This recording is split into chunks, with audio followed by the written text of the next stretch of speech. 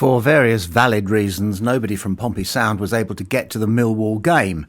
And since we feel it's important that we do talk to somebody who watched the game, we contacted one of the Mousinho family, certain in the knowledge that they were there en masse and have a good footballing brain. And sure enough, John Mousinho's dad, Gordon, was kind enough to fill me in on his views. First of all, what are his main takeaways from the Millwall game? The team are playing with much more confidence than they'd shown hitherto. I suspect a lot of that is down to Abu Adams and, to a slightly lesser extent, Millie Ali and a rejuvenated Marlon Pack and John Swift. Mm-hmm. Yes, yeah. That's the main takeaway, really. Yes, those last two names that you mentioned, these are, politely, they're seniors. Yes. And now they're bringing their seniority, both of them. Swift, it's very recent. Marlon Pack, I suspect it's simply always been there in him. Well, I was at the game with, amongst others, a Millwall fan on Saturday, and he immediately clocked that Marlon was bringing his senior game, in terms of both winning fouls and slowing it down when it needed slowing down. I mean, against Charlton, he was caught out for pace a couple of times, but he's going to be, so you have to accept it. Yes, his argument there, I've seen, is that speed was never one of his great strengths. No, but I do remember him as a youngster playing at Wickham alongside John. He was certainly quicker then, 15 years ago. Well, we all were, but yes. There you are. I didn't know he'd played alongside John. That's new to me, and probably new to quite a few Pompey fans. Yeah, he was on loan, I think, to Wickham at the time from whoever it was. But, I'm pretty sure I'm right about that. I'm not imagining it. No, and they click, don't they? Because if ever there's a moment he has the opportunity and he's on the pitch, Marlon will come over and have a word with John, and one sometimes isn't quite sure who's telling who. Yeah, that's right. So it's working quite well. I do worry that tomorrow might be a slight bridge too far for some of the senior players, as it were. Yeah. There'll be a queue for the ice bath. Yes. I've just looked it up, and indeed he made his Football League debut on loan at Wickham in 2009. Interesting. Yeah. Very interesting. Can I ask, what do you make of the new boy? We had a glimpse of Caballero, but we saw a full hour of him. Well, you did. You saw a full hour of him on Saturday. Your thoughts? Well, I mean, what I like about him, apart from the fact he seems to have bags of confidence and took his goal very, very well, is that he's a big lad. Yes. He's not, and with greatest apologies to the likes of the South Korean chap, Min Hok Yang, yes. Yes, and others who have been very skillful players, but very, very lightweight in terms of the championship, where you need to be big.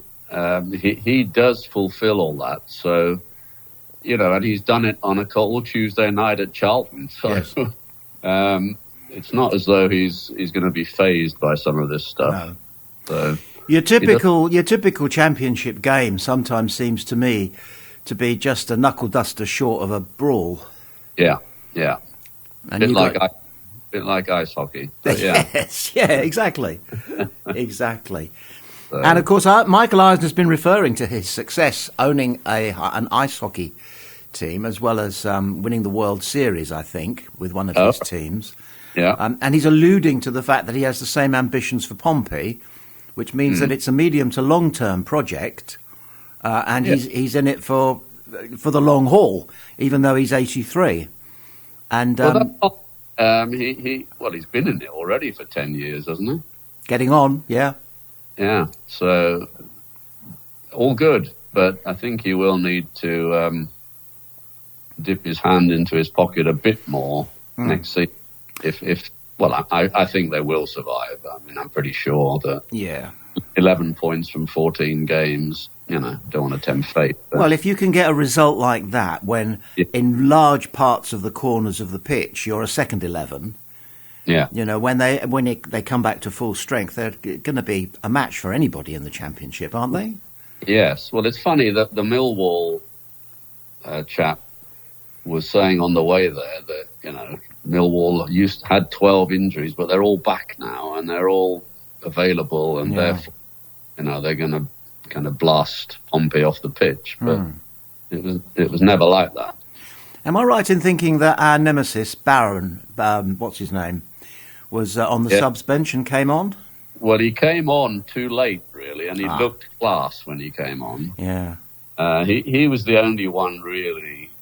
Well, Marlon did it to a certain extent, but he was buzzing around, putting his foot on it, threading balls through. But it was all too late. It was the last 10 minutes, and it didn't really make that much difference. But he will be a good signing for Mill. He was probably preoccupied with trying to find Chaplin, because we've noticed that whenever the two of them are on the pitch, he does his level best to negate him. Right. But of course, he wasn't there.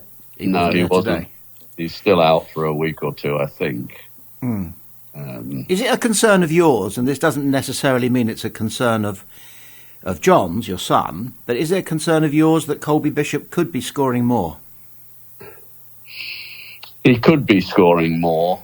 On the other hand, for example, on Saturday, he was up against a centre-half of 6'5", and Schmidt kept booting the ball up there in the air. Colby, normally pretty good in the air, he was never going to get to any of these. And the only time, the time he did make a difference was when the ball bounced over both of them and the centre-half sort of tried to wrestle him to the ground. In the meantime, Caballero ran onto it and smashed it, via a deflection into them. Yeah. And you made an interesting point earlier about the physicality of Caballero, because when he got his goal, I thought that their number 6, who could have at least got shoulder to shoulder with him, was almost saying, I'm not going to go shoulder to shoulder with you because I think you're going to knock me over and I'll be embarrassed.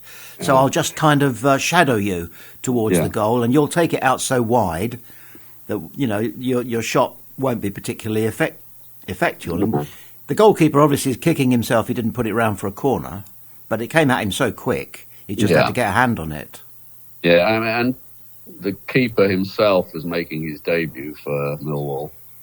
He'd just come up from the club that shall not be named. Yes, thank you. And but their back, for example, their back four, that Alfie Doughty on the right, who I remember playing centre half at Brentford. He's quite a big boy. He was a right back. The other three were even bigger. Yeah. Well, you and I have observed this so often when the teams run out at 5-3, that they're a foot taller and a stone and a half heavier. And it can be a factor. But now that we've got a team that has Adams and Pack in front of the back four, we've got enough what we call meat and menace in our midfield. Yes. They don't want to go. They don't want 50-50s with Adams or Pack, and who would? No, true enough. Let's have another word about Ali, who you have mentioned as being somebody who was a really good takeaway for you. What couldn't anybody else get out of him? He's now playing like a top championship winger forward. His assists are coming out of his ears. Why couldn't anybody else do that? Is that your boy's influence? Well, I'd like to think it is, but I have no idea really. It's just, you could do the same thing with Ebu Adams. Why did Derby let him go? They're mad. And Luton, they're not exactly pulling up trees in League One. As another mate of mine, there was three of us there. The other one, long-term John fan. He sort of says, well, you never know what goes on in dressing rooms at these other clubs, and manager just doesn't fancy you. And that happened to John as a player quite often. he never gets on. And John's obviously put him in, saying, "Look, you're a kind of not luxury player, but just run at him." And no, 50% it might not work out, but by God, the other 50%. Yes, I enjoy my Saturday afternoons especially. Seeing the Mousinho family at play, because I think it might be a Portuguese thing, but you're a great family, and you're a family man and a great dad. But one of your other key strengths in the world of commerce and business is management. How do you divvy up parenting John Mousinho with quietly from the side managing him? Because you're perfectly entitled to your views about football. Yes, I mean, I used to express them a lot more when he was a young player and coming up. I tend not to do it now for the main reason that everybody else wants to talk football with him. Yeah.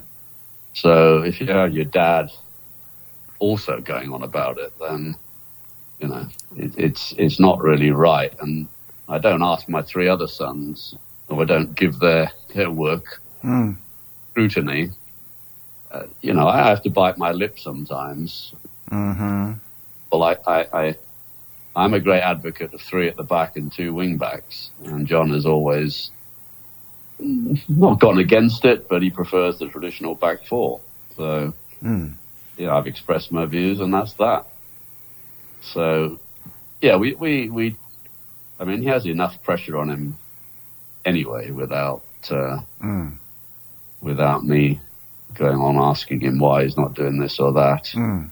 So, and his mum, of course, always concerned whether he's warm enough on the sideline. I've heard her saying over and over, he needs a longer coat. He was in shirt sleeves at Millwall. Yeah, but when you're a good manager, everything is a statement. Yeah. Oh, and by the way, you said you enjoyed your Saturday afternoons. Have you noticed that we only have one more 3:00 home kickoff? What are your thoughts on that, and what about John's as well? And that, I think, might go as well, because it's Leicester. God. It's Leicester, and they're bound to kind of move that. I mean, I don't like it. I really don't like it. 12:30 coming up on Saturday, it's to rush to get there, and then you've got this. Well, it's okay in the afternoon, but really, I want to be at football at 3:00. Routine. We need our routines.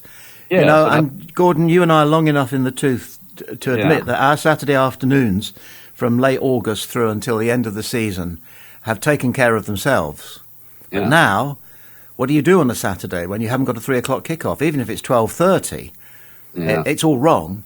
Well, a couple of weeks ago, I didn't make the trek up to Preston, and I got a bit antsy at 2:00, so I went and saw Maidenhead Town against Milton Keynes Irish. Such game, which was fine. But going back to when you and I were nippers and sort of got to know each other, we lived very close by. Indeed. Went to the same school, ended up in the same class, used to kick about sometimes in the playground at lunchtime. I had to get used to the fact that it was a big school, and I had to get used to the fact that I was probably second best in the school academically and second best in the school at football, because there was this little beggar who was not only better at me marginally than in those 2 provinces, key provinces, but was a year younger than me. That is true. Yes.